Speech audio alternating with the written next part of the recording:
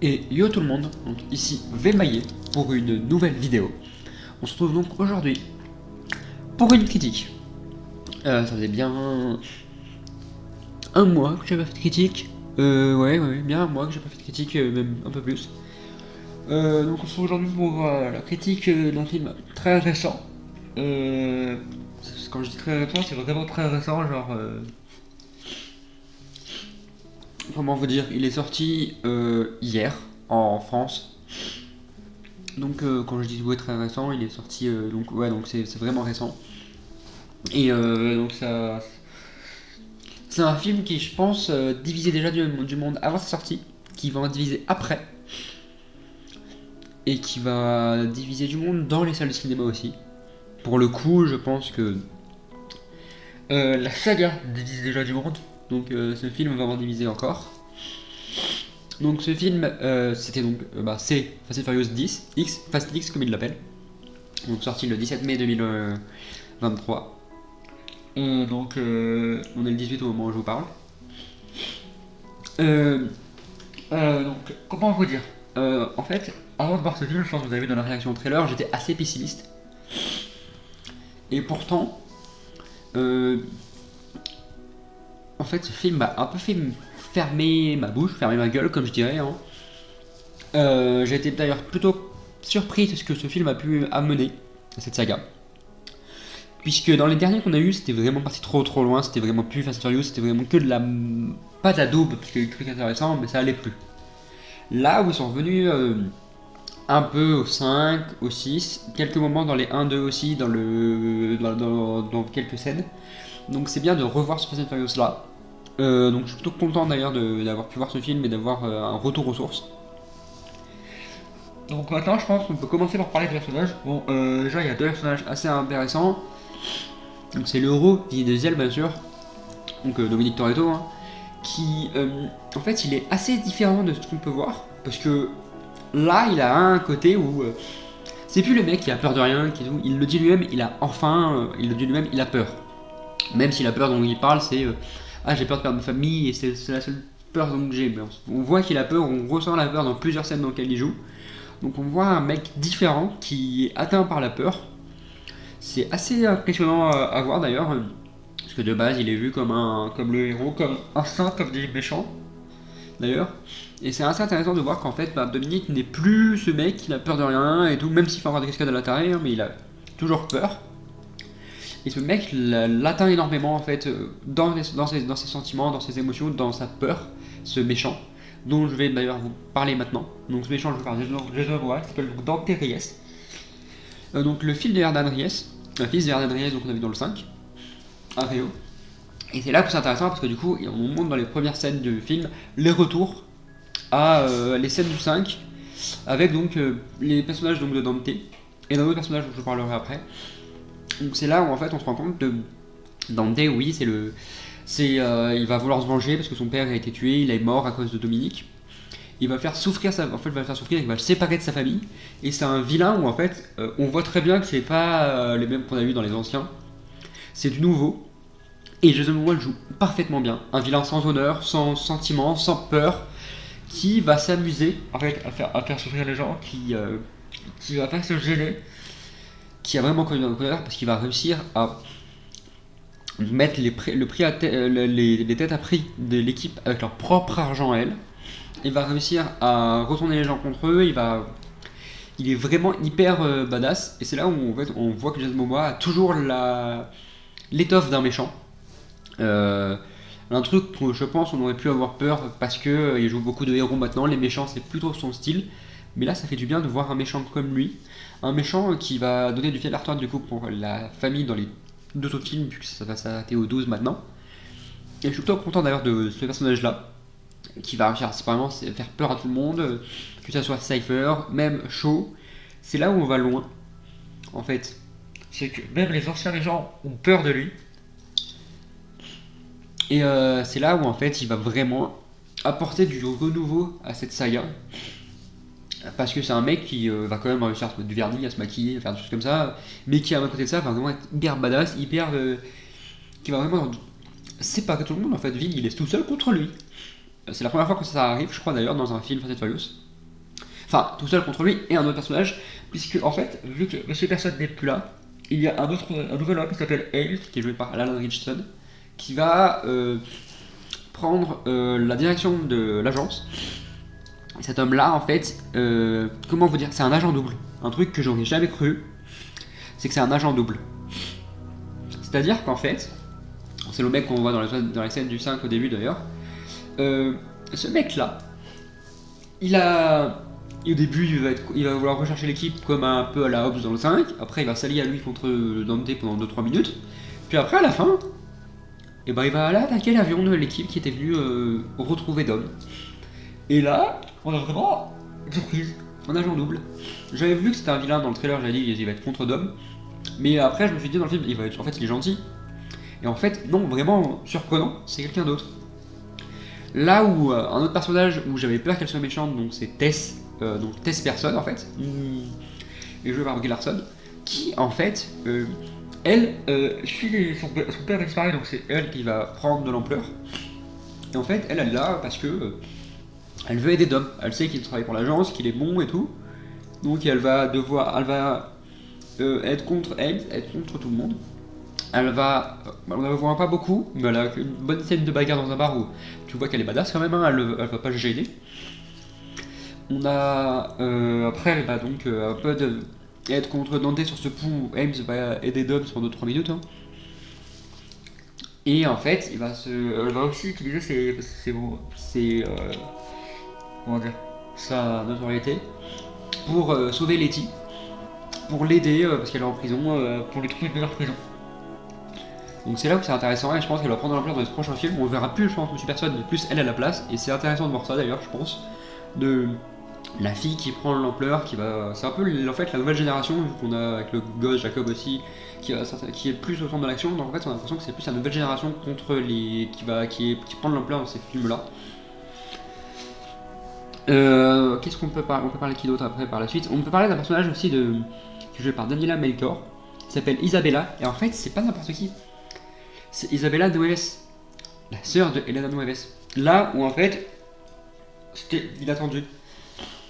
Et en fait, on va la découvrir dans une course de rue. Ce célèbre arc de course de rue où on aura Dom contre elle, contre Dante, contre leur autre pote du 5. On va découvrir en fait que c'est la sœur de Elena. Ça va ramener les émotions, nous ramener un peu des très belles au 5 à Elena, donc à Jacob qui est donc son neveu. Et c'est là où aussi on va voir la folie de Dante, parce qu'il va pas, en fait, il adore cette fille, mais il va pas se gêner. Il va aller lui faire du mal pour faire du mal à Dom, parce qu'il sait qui c'est en réalité. Et il va pas faire du mal que à Dom. Il va aller aussi s'en prendre donc à Mia. Et c'est dans cette scène là où en fait on va voir Jacob qui va aller sauver Mia et donc le petit Brian. Un Jacob joué par John Cena qui est génial, on voit très bien qu'il adore ce qu'il fait.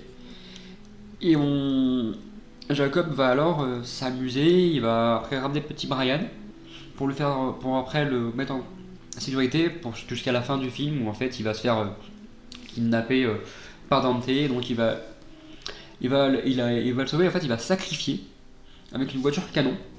Oui c'est comme ça, une voiture où il y a des canons dedans, pour sauver le petit Brian et pour permettre à Dom d'aller récupérer son gosse. Là on aura donc la fameuse scène dans le pont où ils vont sauter dans ce barrage là en bagnole. Et survivre d'ailleurs. Après il y a un autre truc intéressant, c'est Letty contre Cypher. C'est-à-dire que Letty va être capturée à cause de la bombe là, le rond qu'on voit dans les trailers, qui est donc un plan de Dante à la base parce que l'équipe pensait travailler pour l'agence mais pas du tout. Donc elle va se faire capturer. Là où en fait du coup Tess va l'emmener dans une prison plus sécurisée, là où il y a Cypher, qui a été blessé par Dante au début du film, qui a mis tous ses hommes contre elle et tout. Et on va voir en fait une scène de combat entre les deux pour vraiment finir l'histoire. Pour après, bon, s'allier au bout de 5 minutes parce qu'en fait ils vont se rendre compte qu'ils ont besoin de s'allier. Et là, le retour est attendu, c'est-à-dire qu'ils sont dans le milieu de l'Antarctique, ils vont être sauvés par quelqu'un qui fait partie du plan de Cypher, c'est Giselle. Oui, Giselle est de retour. On sait pas comment. Ça va être expliqué je pense dans le 11 et 12, mais on sait pas comment, mais elle est de retour. Et elle va les sauver, c'est le premier retour hyper important, je pense, de cette saga, et c'est vraiment la saga en fait, je pense, rame tout le monde. Donc c'est assez intéressant de voir ça. Et c'est en contrepartie, on a aussi un autre combat, c'est Anne contre Shaw. En réalité, en fait, il cherchait du matos avec tout, avec Roman, comment dire, Roman, Tej et Ramsey. Et la seule personne que Anne pensait voir pour ça, il l'aimait pas, hein, c'est Shaw. Là, on va avoir en fait un combat amené par Shaw, pas par Anne qui veut le manger, mais vraiment Shaw qui comprend pas pourquoi Anne en fait vient le voir quand il l'a tué et qu'il n'est pas vraiment mort en réalité, hein.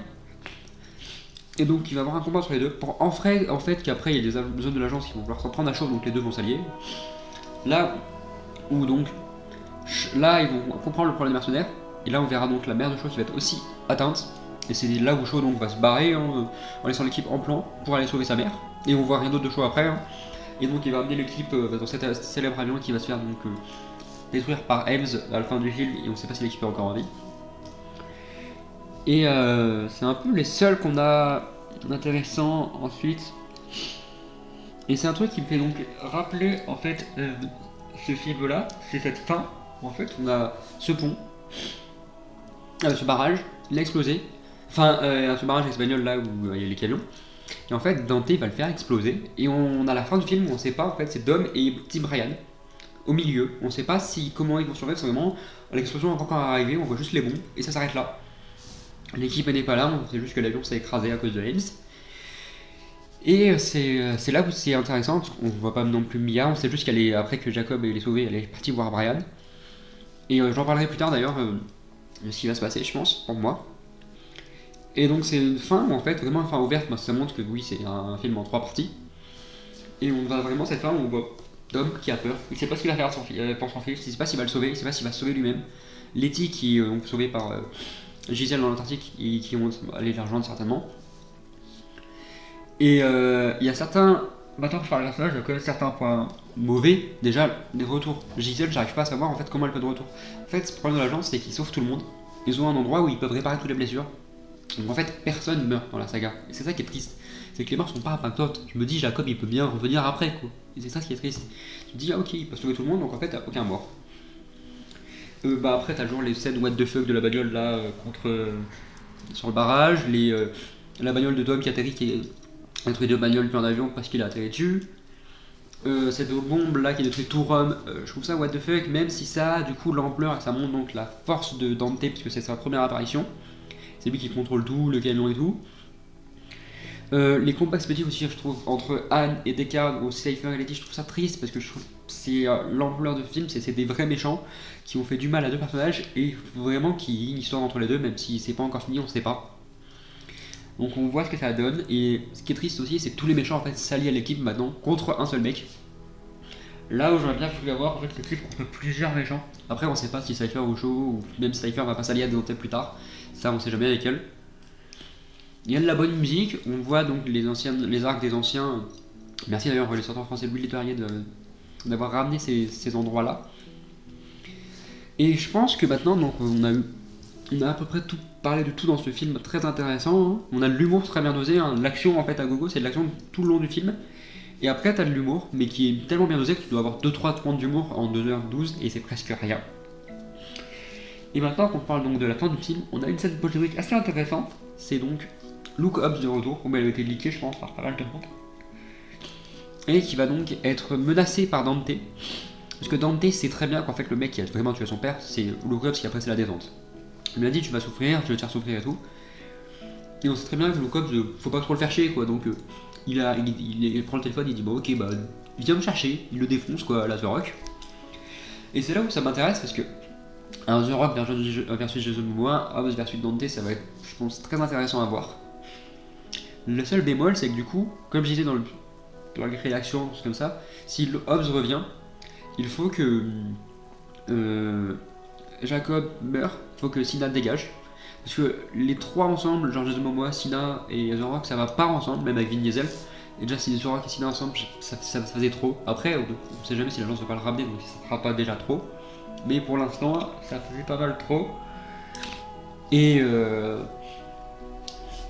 il semble donc que Jacob ne sera plus là, que Cena fait que 2 films pas mal intéressants, où on voit qu'il a kiffé faire ce qu'il faisait, donc c'est cool. et qu'on a donc Hobbs de retour face à Dante. Et c'est un truc qui me fait dire que en fait Hobbs va pas être seul face à Dante, parce que donc Shaw aussi est à rechercher Dante, et j'ai bien peur pour Dante qu'il ait affronté Hobbs et Shaw ensemble, et on a très bien vu dans Hobbs & Shaw le spin-off que ça fait mal aux méchants de affronter ces deux-là ensemble, même si Dante, à mon avis, avec Ames, ils sont capables de faire du mal. On va voir ce que ça va donner, parce que Hobbs a toujours sa fille, sa nouvelle famille, donc il faut voir ce que Dante va faire avec ce monde-là. Et maintenant qu'on a parlé de ça, je pense que tu parlais d'une partie un peu théorie pour moi par rapport à la suite. C'est par rapport à ces retours-là, je pense qu'en réalité, ils veulent ramener tout le monde. Et vu qu'on a déjà Giselle et Hobbs, il manque plus grand monde à ramener en fait. Hein. C'est-à-dire que Jacob, peut-être, mais ce serait pas un vrai retour. Il manque vraiment que Brian pour finir la saga. Et c'est là où ça me conforte dans l'idée de le voir dans le 11 ou 12, vraiment dans une scène ou deux, dans vraiment la fin, parce que pour moi, pour clôturer la saga, il faut vraiment clôturer l'histoire de Brian et Dom, parce que Fast and Furious, c'est l'histoire de Brian et Dom à la base, pas que Dom. Donc c'est assez intéressant de voir ça. Petit Jacob va aussi être ensemble dans l'histoire, et c'est peut-être là où ça va vraiment ramener Brian, parce que son neveu est en difficulté, et peut-être même son gosse. Il faut rappeler que Brian a des enfants, un ou deux, je ne me rappelle plus, je crois qu'il en a un, deux même maintenant. Oui, deux. Et j'ai tenté, et elle est déjà allée voir Mia qui avait Jacob chez elle, qui avait Jacob qui gardait chez Dom, donc elle était là pour sauver son neveu, et maintenant il pourrait aller la chercher elle chez elle avec ses gosses. Là où je pense que ça peut faire sortir Brian, et c'est pas une bonne idée pour lui. Ensuite, en termes de théorie, je pense que donc le personnage de Tess va prendre de l'ampleur. Ça va être la nouvelle directrice de l'agence après la fin du film. Là où on pourrait, je pense, avoir un spin-off sur l'agence d'ailleurs. On va aussi avoir l'explication donc, de comment Gisèle a survécu, même si à mon avis c'est encore l'agence qui l'a sauvée. Cypher l'a rencontré là-bas. Donc oui, on va ensuite... on n'a pas Petit Personne dans le film là au début, je pense qu'on va le revoir plus tard, parce qu'il est assez intéressant, on ne verra pas Monsieur Personne. Je pense que le personnage aussi de Isabella, donc Noves, la sœur de Elena, va aussi prendre de l'ampleur. On va revenir aussi pas mal de courses de rue, que la famille va se retrouver. Enfin, c'est dans mes théories, pour moi la famille va se retrouver, ça va être plus Dom tout seul contre Dante, ça va être Dom et tous ses alliés contre Dante. Ou peut-être deux équipes, genre Dom, Letty et l'équipe contre Dante, et puis Hobbs, Shaw et contre Dante, voire même une équipe de 3. Hein.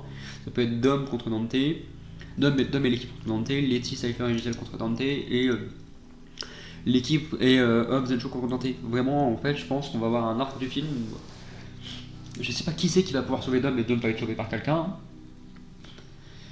On doit peut-être même Jacob, on sait pas comment il pourrait faire ça, mais on sait jamais. Donc on va avoir Dom et l'équipe contre Dante.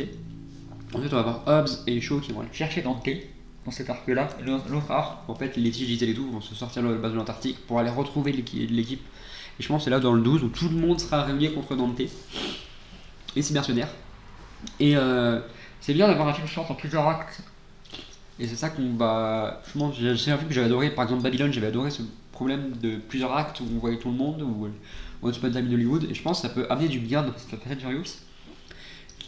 Avec ce méchant qui donne vraiment envie, méchant qui est, je pense, le méchant parfait pour finir la saga. Avec, à mon avis, peut-être quelques morts. Je sais pas encore qui, je sais juste que du coup, si les morts revenus à la vie, si on parle de ça, il y aura Anne et Gisèle qui vont se retrouver ensemble. Peut-être pour finir leur histoire et que les deux finissent ensemble et meurent. Ça, je sais pas. Peut-être que ce sera Dom pour vraiment finir la saga et que ça mènera peut-être à le petit Jacob à faire un spin-off sur lui où il va devoir vivre avec Letty et même peut-être seul là où Letty sera partie plus tard. Ça, on sait pas encore ce que ça va donner. Mais on a pas mal d'idées pour la suite, je pense. Rien que du coup, oui, sur Gisèle et tout, sur Tess, sur aussi apprendre plus sur Ames, sur Dante, sur tout le monde en fait. Et là où je pense que oui, donc dans ma théorie, dans le début du 11, Dom va être sauvé par quelqu'un. On sait pas encore qui, mais quelqu'un va venir le sauver. Et ça, on verra bien qui, mais j'ai pas encore décidé. Peut-être Brian, hein. On sait jamais. Hein. Donc voilà. Et c'était à peu près tout ce que j'avais à dire sur Fast and Furious 10. On va dire que j'étais pessimiste au vu des extraits et des trailers, et qu'en fait, il m'a vraiment fermé ma bouche. Ce film est vraiment très bien. Bien mieux que le 9, le 8 ou le 7 qui était pas si mauvais que ça. Et que si ça continue comme ça, revenir aux sources, donc un Fast and Furious vraiment badass, vraiment qui envoie du lourd, pour finir cette saga dans ces deux nouvelles parties de ce film final. Ça va être une très bonne idée. Maintenant j'ai hâte de voir la suite. J'ai vraiment hâte. Là où j'avais pas hâte d'aller voir le film et tout, je vais le voir parce que j'ai vu toute la saga, je me suis dit il faut le voir. Là je suis très content de l'avoir vu, j'ai hâte. Et si vous aimez Fast and Furious, je vous conseille de le voir. Et c'était donc Vémaillé pour une nouvelle critique. Et ciao tout le monde!